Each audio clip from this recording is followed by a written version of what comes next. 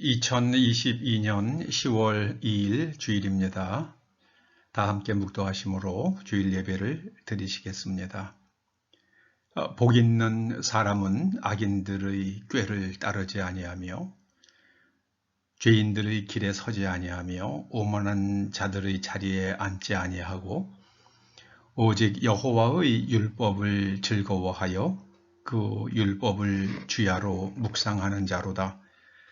저는 시냇가에 심은 나무가 희절을 조차 과실을 맺으며 그 잎사귀가 마르지 아니함 같으니 그 행사가 다 형통하리로다.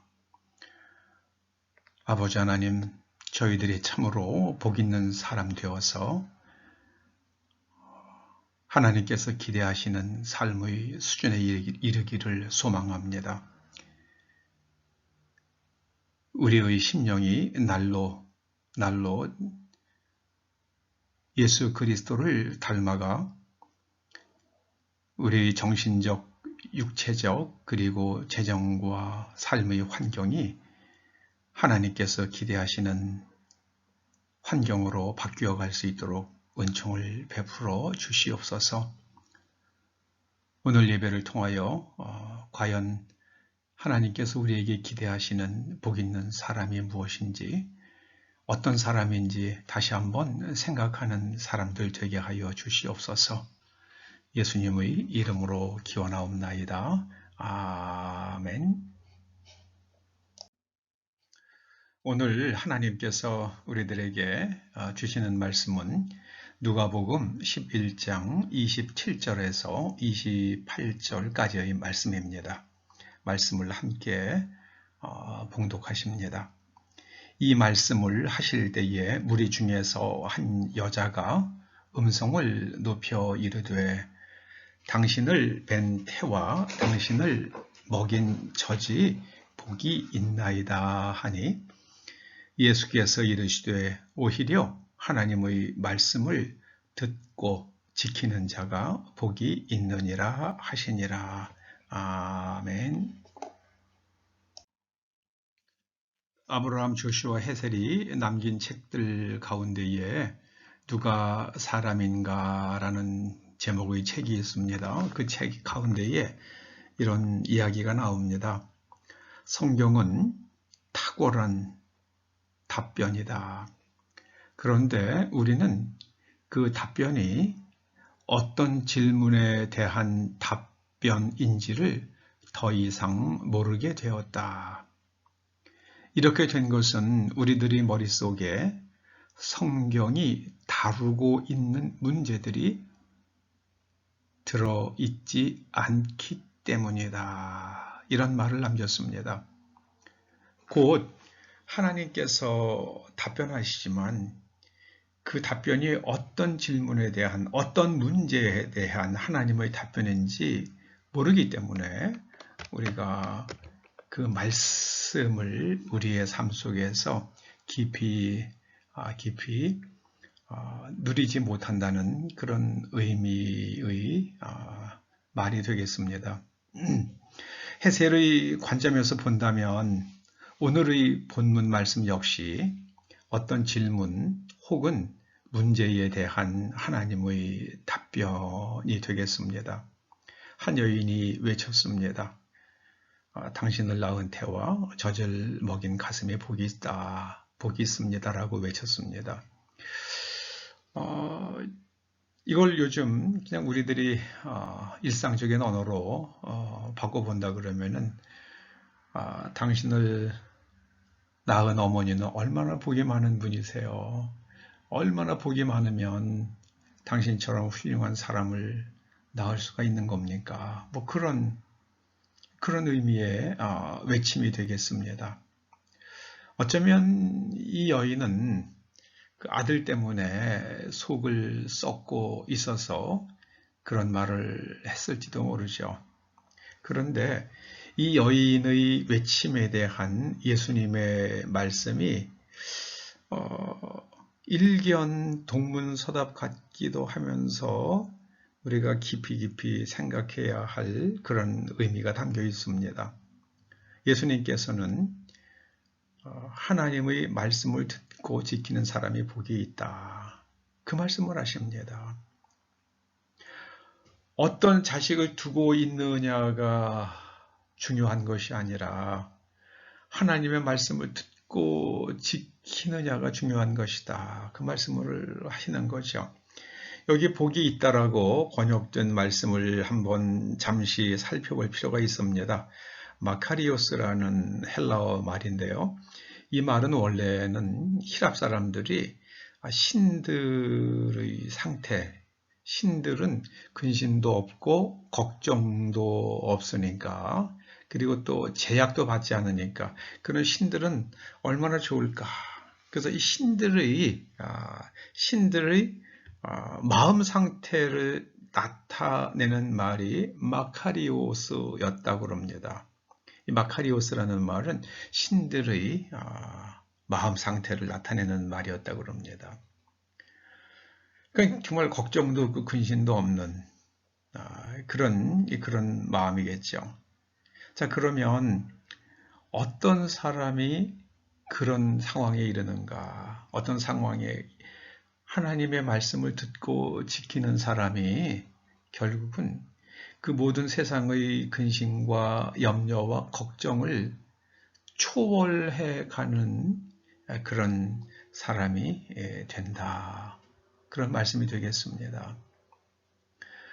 우리는 많은 염려에 사로잡혀 있잖아요. 그런데 그런 염려들을 초월해 가기 위해서는, 그런데 넘어지지 않기, 그런 문제들에 걸려 넘어지지 않기 위해서는 우리가 하나님의 말씀을 듣고 지키는 것이 언제나 정답이다.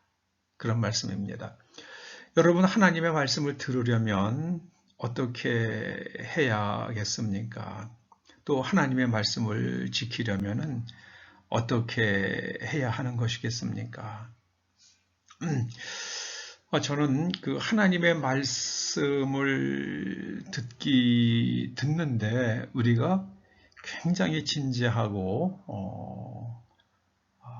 좀 많은 노력을 기울여야겠다라는 그런 생각을 최근에 아주 한 적이 있습니다.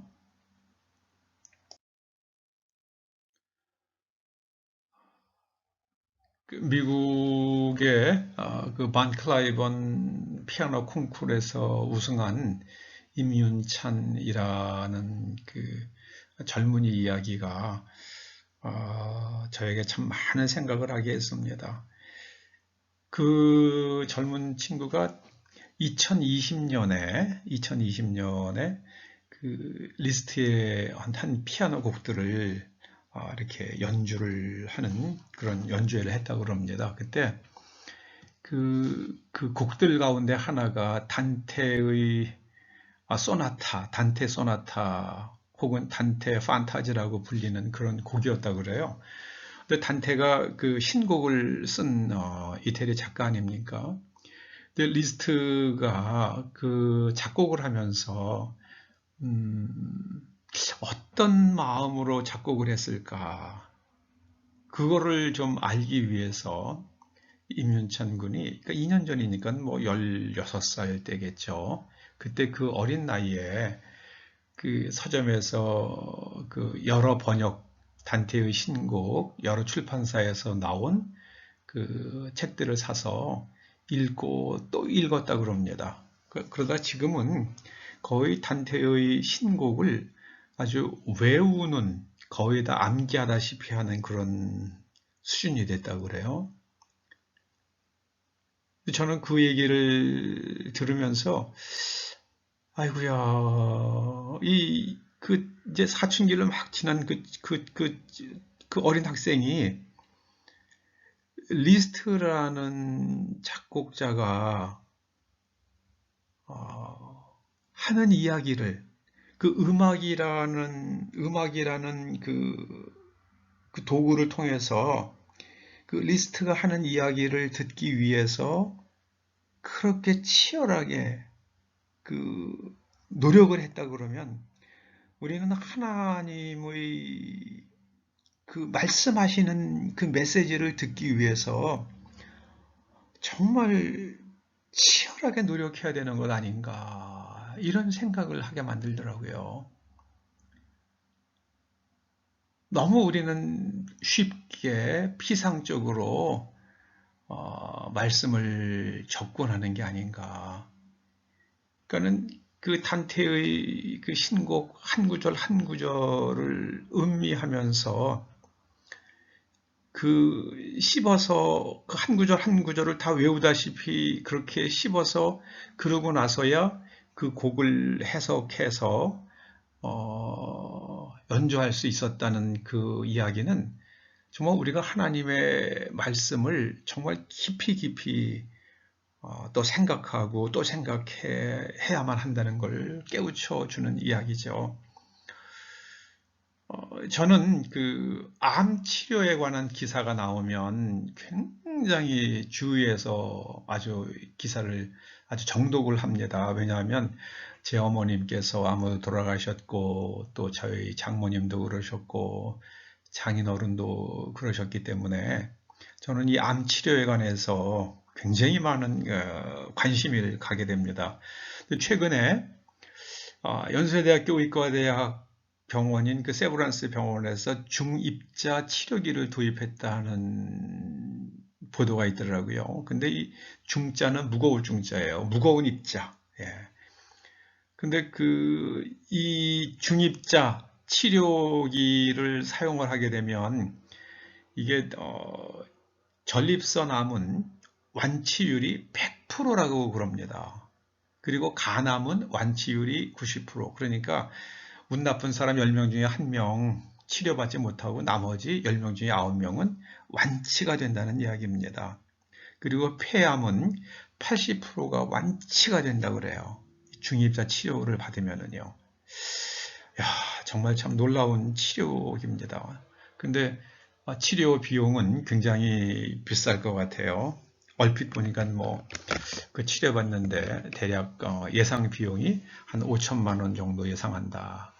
거꾸로 이야기하면은요, 5천만 원 정도의 여유가 있다면, 그러면은, 예를 들어서 전립선암 걸렸다. 그러면은, 그건 100% 완치할 수 있다.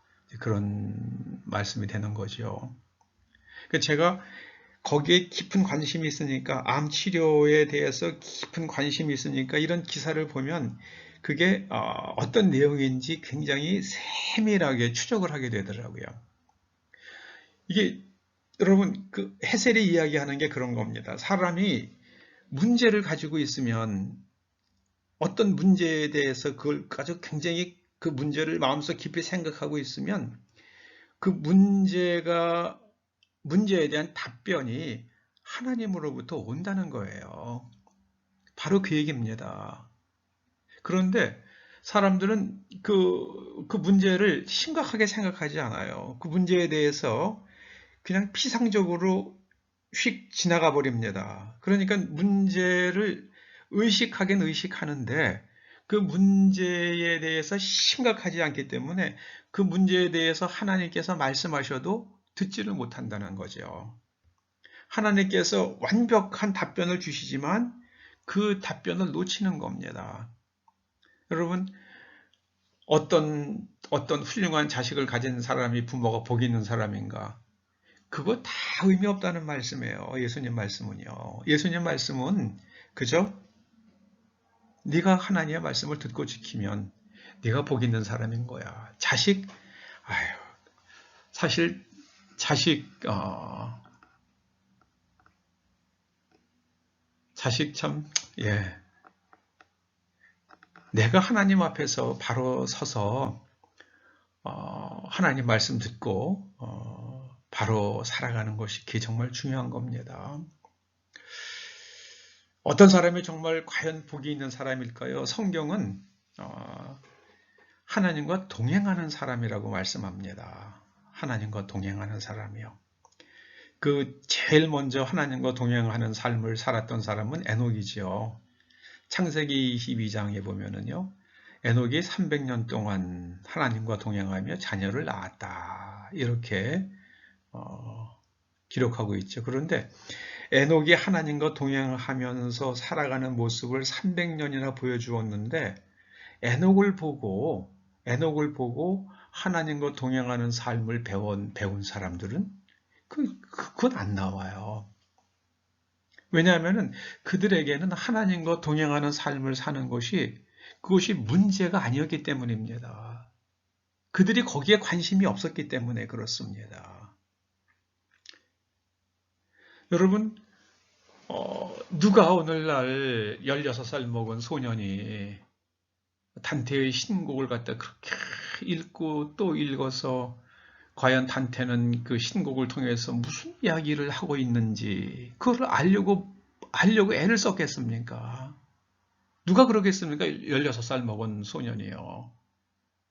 그런데 임윤찬은 그 단테 소나타라는 그 곡을 쓴 리스트가 이 단테를 어떻게 묘사하고 싶어 했는지, 어떤 느낌으로 연주되기를 원해서 그 곡을 썼는지, 그거를 갖다가 냄새를 맡으려고요. 그거를 거기서 힌트를 찾으려고 신곡을 또 읽고 또 읽다가 다 외우다시피 하는 것처럼요. 에녹 시대의 사람들이 하나님과 동행하는 삶이 어떤 것인지에 대하여 무관심했어요. 에녹이 300년이나 그런 걸 보여주는데 에녹의 삶을 보며 하나님과 동행하는 삶을 보며 에녹을 본받은 사람들이 없는 거예요. 그러니까는 나중에 이게 노아의 홍수 때 다 휩쓸어 내려가는 겁니다. 하나님께 노아 때 다 휩쓸어 버리시는 겁니다.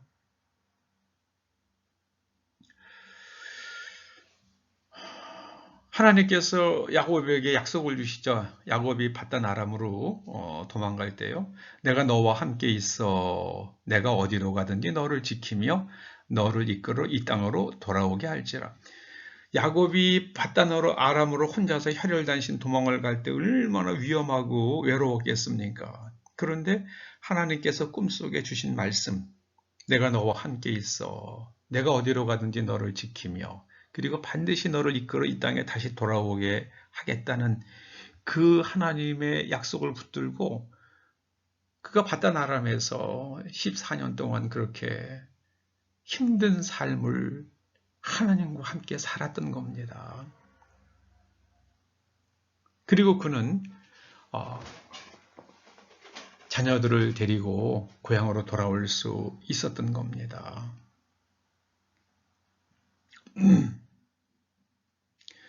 그리고 창세기 39장 2절은요. 하나님께서 요셉과 함께 하심으로 그가 형통한 사람이 되었다. 이렇게 기록하고 있습니다.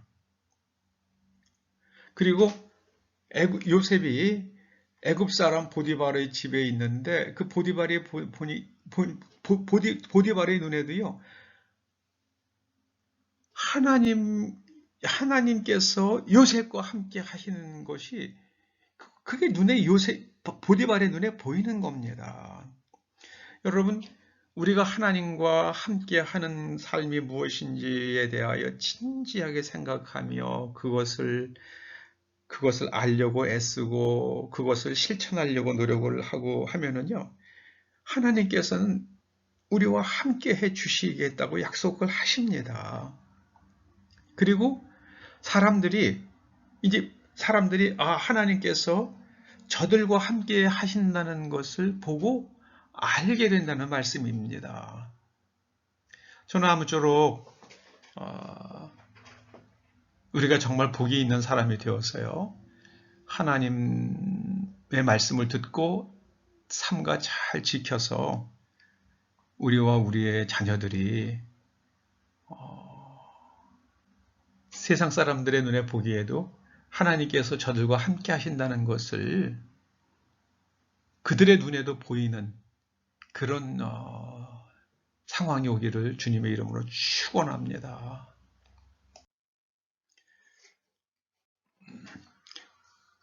자, 복 있는 사람은 어떤 행동 양식을 갖고 살아가는가? 시편 1편이 아주 대표적인 말씀이죠. 그 하나님의 말씀을 듣고 지키는 사람, 그런 지키려고 하는 사람은 첫째로 악인의 꾀를 따라가지 않습니다. 악인의 꾀를 쫓지 않고 하나님의 말씀을 따라갑니다.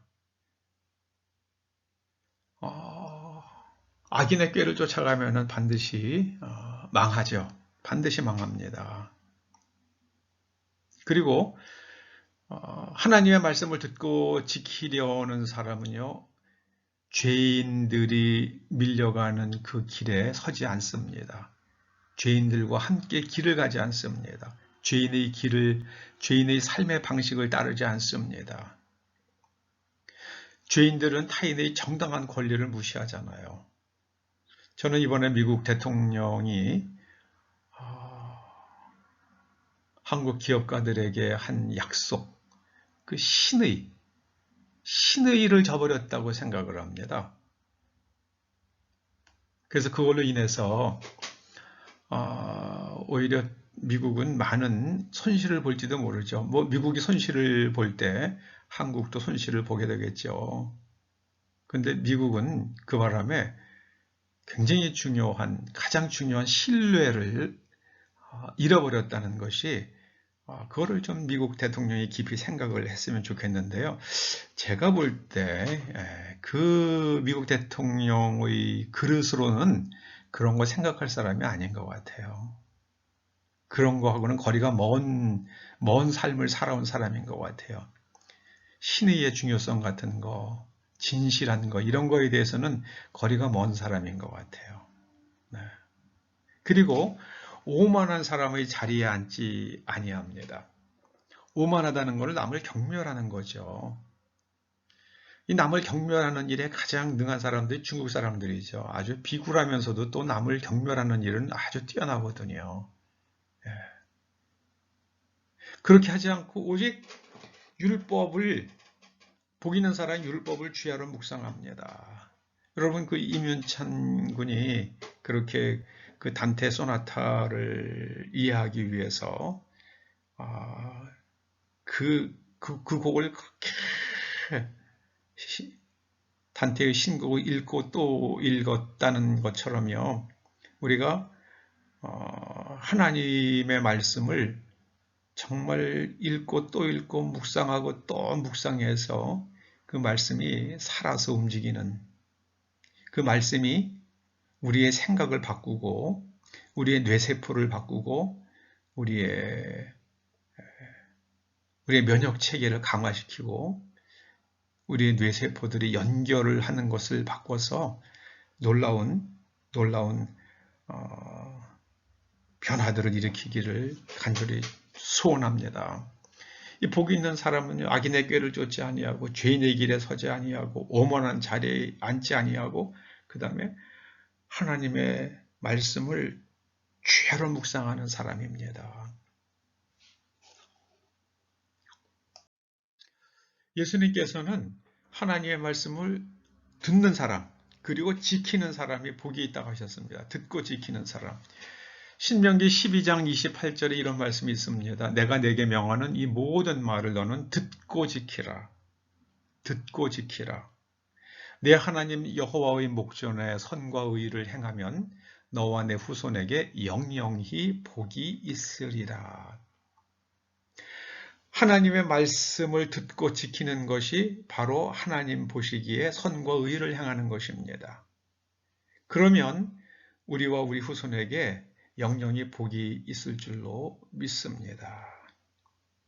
우리가 착하고 좋은 마음으로 말씀을 듣고 지키고 인내로 결실하면 그 결실은 그저 2배, 3배가 아니라 30배, 60배, 100배로 결실하는 일들이 일어나게 될 것입니다.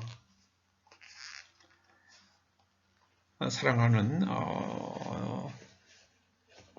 초대 성도 여러분, 정말 복 있는 사람은 하나님의 말씀을 듣고 지키는 사람입니다. 그리고 하나님의 말씀을 잘 듣기 위해서 그 말씀을 깊이 묵상하는 사람입니다. 여러분, 말씀 묵상 그 생각이 드실 때마다 어린 그 임윤찬이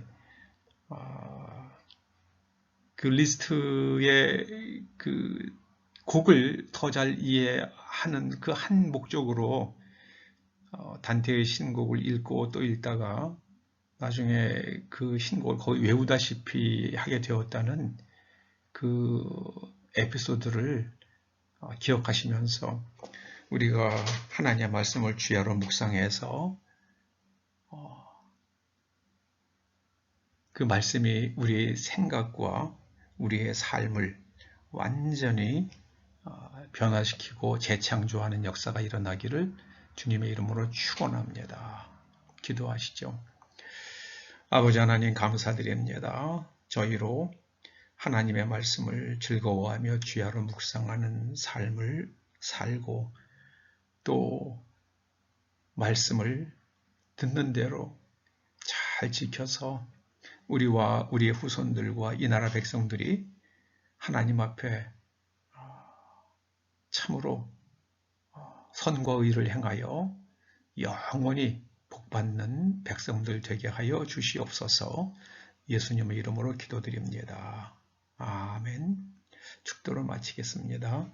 이제는 우리 주 예수 그리스도의 은혜와 우리 아버지 하나님의 그 크신 사랑과 성령님의 감화, 감동, 인도하시며 교통하심이 하나님의 말씀을 잘 듣기 위하여 말씀을 주야로 묵상키 원하며 또 하나님의 말씀을 잘 지켜내기 위하여 굳은 의지를 훈련코자 하는 초대 성도들과 그 자녀들과 가정과 일터와 사업장과 이 교회와 이 민족과 또 우리들의 동맹국 미국 국민들 위해 이제로부터 영원토록 함께 하시옵기를 간절히 축원하옵나이다. 아멘.